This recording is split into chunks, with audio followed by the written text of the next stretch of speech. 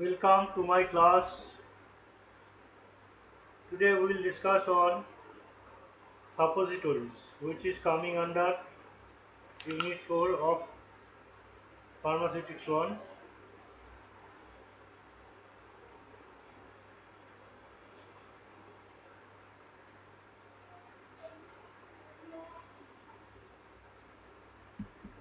So the outline of the chapter is like this.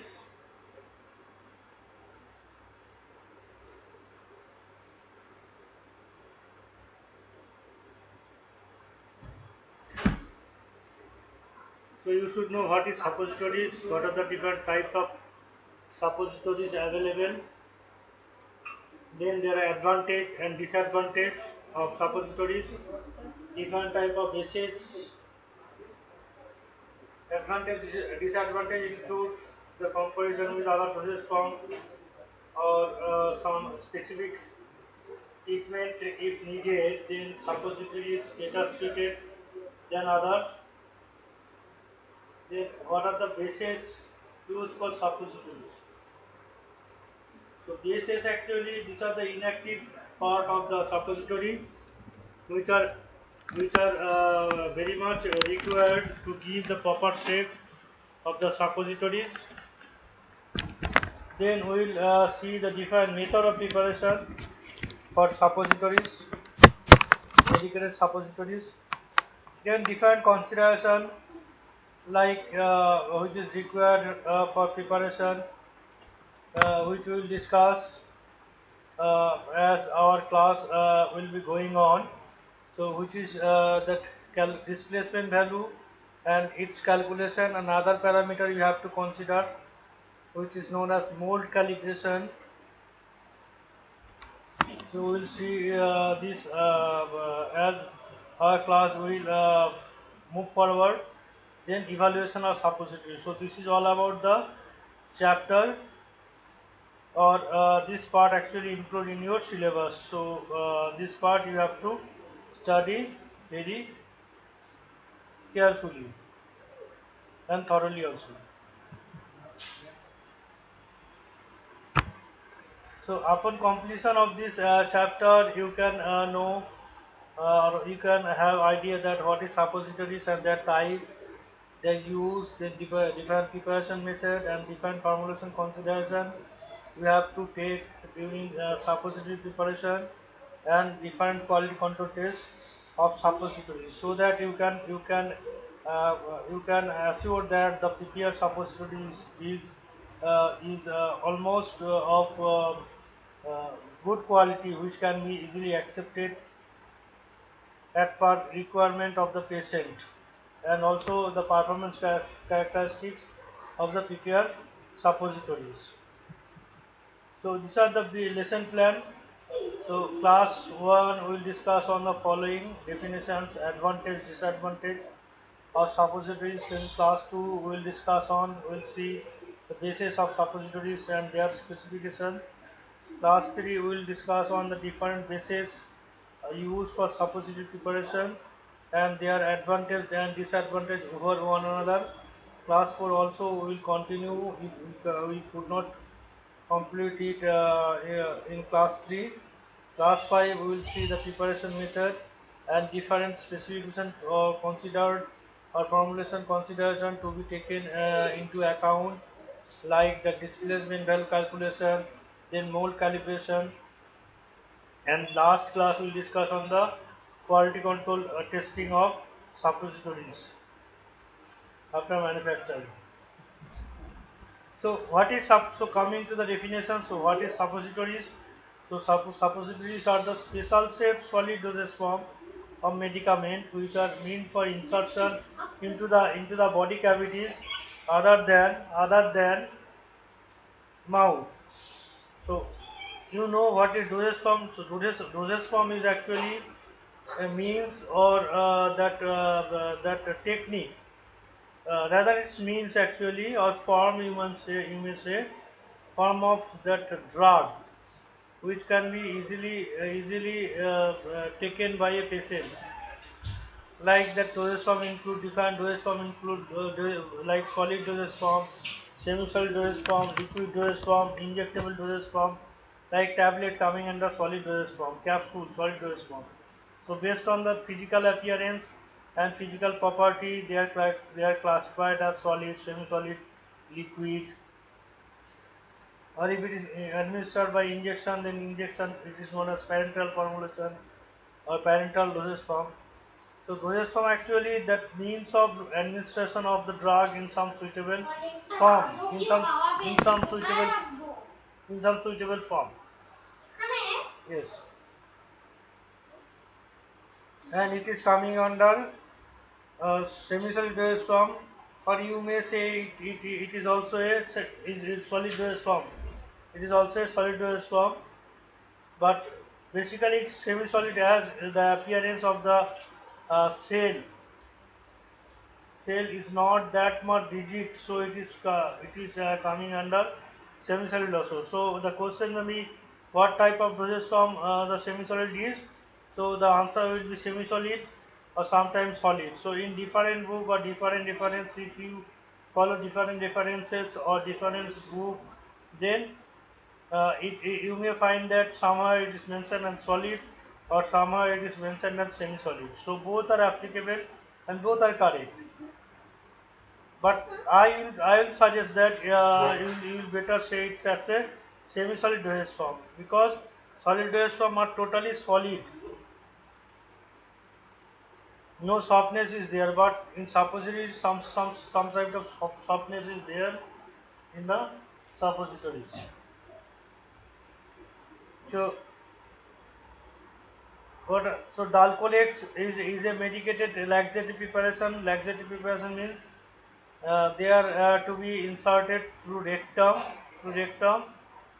Okay, and Dalcoles is the brand name, and they give fast release to constipate, release, and also relief of bowel pain or other due to constipation by producing laxative action. So what are the properties of suppositories? So they are unit dose form, and they should be inserted through some body cavities other than mouth, like rectum, through vagina or urethra, or it may be administered through ear and nasal. So this all depending on that route of administration or the site of administration. Actually, their name varied.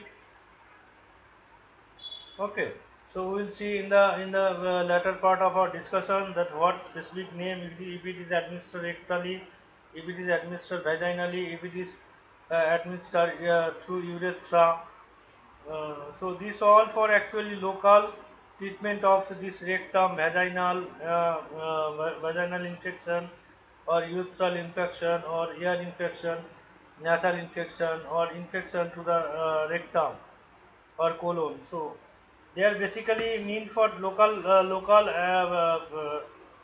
treatment, but sometimes systemic treatment is also applicable from suppositories dosage form, because some type of drug, if administered orally, they are not producing good effect to the body. That is, their therapeutic efficacy may be diminished due to low absorption. Absorption means the after administration of the drug, the dosage form, they are not going to the systemic circulation in proper concentration, because before going to the blood they are degraded. So in that cases, if you administer that type of particular kind of drug through suppositories, then due to that bypassing of the stomach or gastrointestinal tract, they can easily bypass this gastrointestinal tract and reach to the systemic circulation,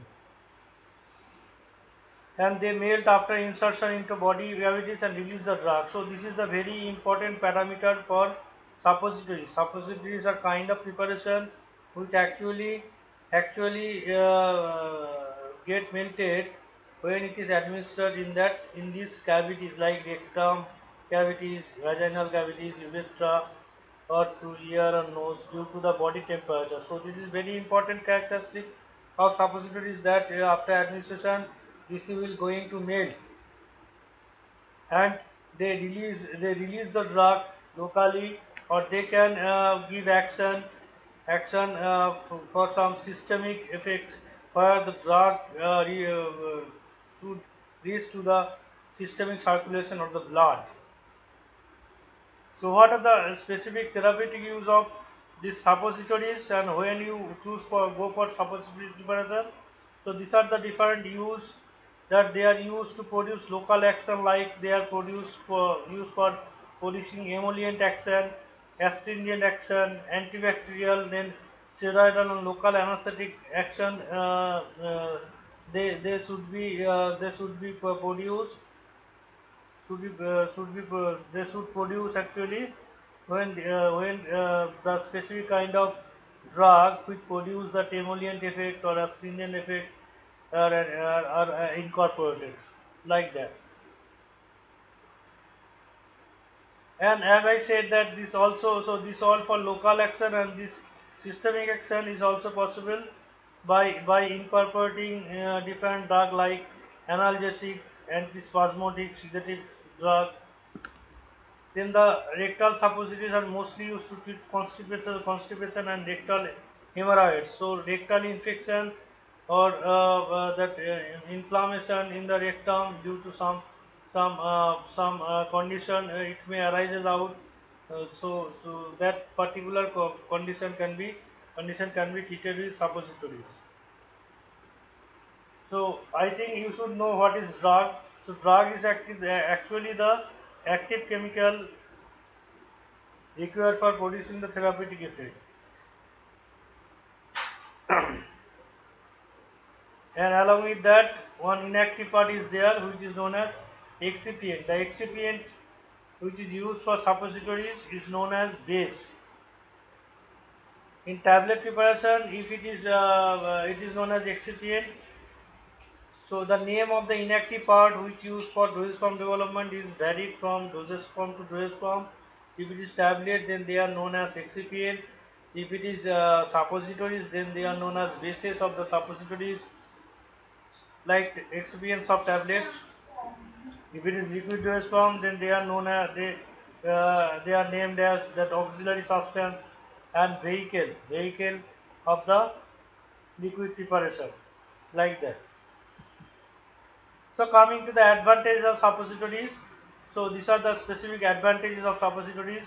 They produce if the drug is GI irritating and they cause vomiting, they can then we go for suppository preparation, because as I said that suppository, as it is administered rectally, vaginally, so they can able to bypass the gastrointestinal tract.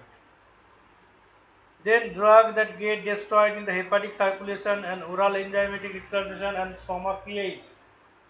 The same is here, that if we are not giving orally, rather we are giving it in other than administered other than oral cavity route, then they can bypass the stomach and this kind of problem, like that oral enzymatic degradation, some kind of enzyme present in the mucus fluid.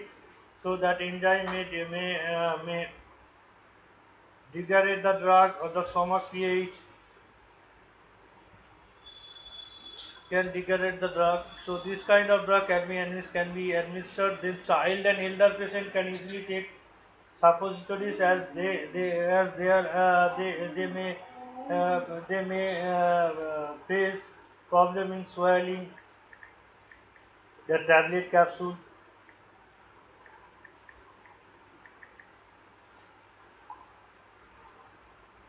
Then unconscious patients who are unable to swallow the dosage form, like other dosage form like tablet capsule, can take sorry suppositories easily. Then besides this, the specific advantage of suppository is that the lower part of the rectum is having large surface area, and as the surface area increase, the absorption and the viability is faster, because the absorption is dependent on the surface area.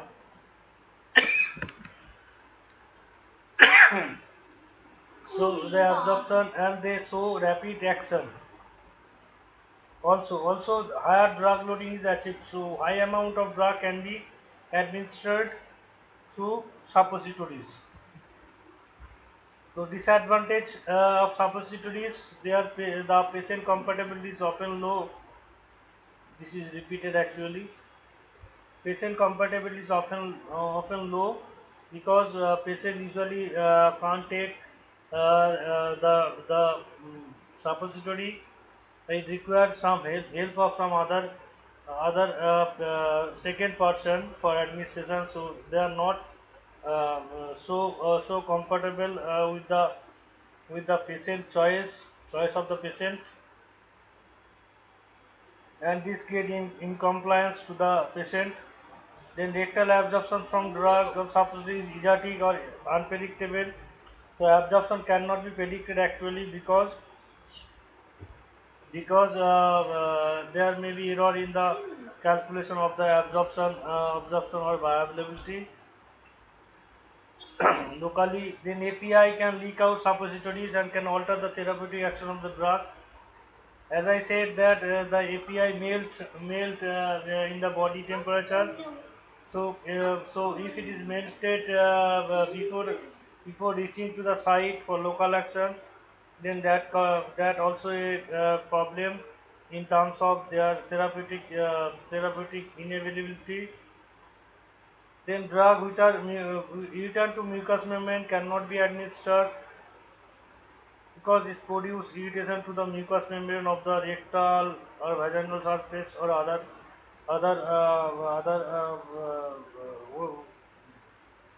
body cavities. Then it requires stringent storage condition and due to melting problem, as it melt below 35 degree centigrade, so it requires to proper storage condition. Large scale production is problematic. I will discuss this point in during manufacturing section. Actually, in tablet or other preparation, liquid capsule, the production rate is very high, but here the production can be done using some using some molds, and they have some specific number for each set of molds. So large scale preparation is not possible. Then ineffective absorption due to premature loss from the rectum and interaction of the fecal matter with the drug and excipient may reduce the absorption and diminish effectiveness. Then small volume of the rectal fluid, which is about 3 ml, may limit the resolution of the drug, particularly with the low aqueous solubility of the solubility drug. So that this low amount of drug doesn't allow proper dissolution of the drug from the suppository, so it may create problem to formation of the proper solution at the site. So their absorption is also going to hampered, and they are expensive production. Why? Because the suppositories bases are very costly. So this is very expensive production actually. Then coming to suppositories classification. So suppositories based on the administration route can be classified rectal, vaginal, urethral. So rectal suppositories,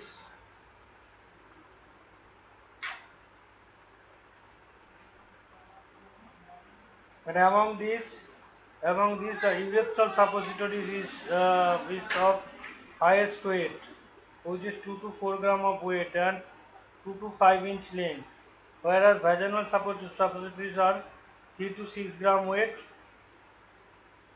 and rectal 1 to 2 gram of weight. So basically suppositories like in tablet, it is designated as like setting tablet for 50 mg, but here by weight of the suppositories are actually prescribed. Suppository 1 gram, 2 gram, like that, or vaginal suppositories 3 gram, 4 gram, rather whether the dose like the Cetin tablet or paracetamol 500 mg. Okay, so in weight they are actually expressed. So vaginal suppositories are known as pessaries, and the suppositories administered through urethra is known as bogies. So rectal suppositories inserted rectal to give systemic effect as well local and are 1 to 2 gram of weight in case of children and adult depending. Vaginal, they are known as pessaries and meant for insertion of vaginal cavity. They weigh about 3 to 6 gram and may conical rod shape, wedge shaped and are used for local as well as systemic action. Local action in the vagina and systemic action. Urethral, they are known as urethral bogies, meant for insertion in urethra for local treatment, local infection, and they are actually long, thin and cylindrical shape and have 2 to 4 gram weight and 2 to 5 inch length. They are very rarely used. So they are not, so they are to be administered through urethra. Here it is this vaginal suppositories, they are administered through the vaginal cavities, and for rectal they are administered through the rectum.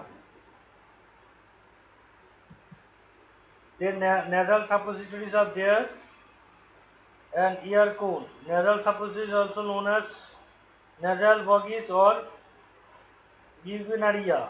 Okay, and inserted in nose. They are thin, long, cylindrical shape and have weight about 1 gram, length about 9 to 10 centimeter. Ear cones, they are called ordinaria and are meant for insertion into ear cavity, and they are rarely used actually. This nasal also not used so much. Basically, the rectal and the vaginal suppository are used among this type of suppositories. So next class we will discuss on suppository base and properties of ideal suppository base and the specification related to suppositories for preparation. And the specification related to bases, suppository bases for preparation of suppositories. Thank you.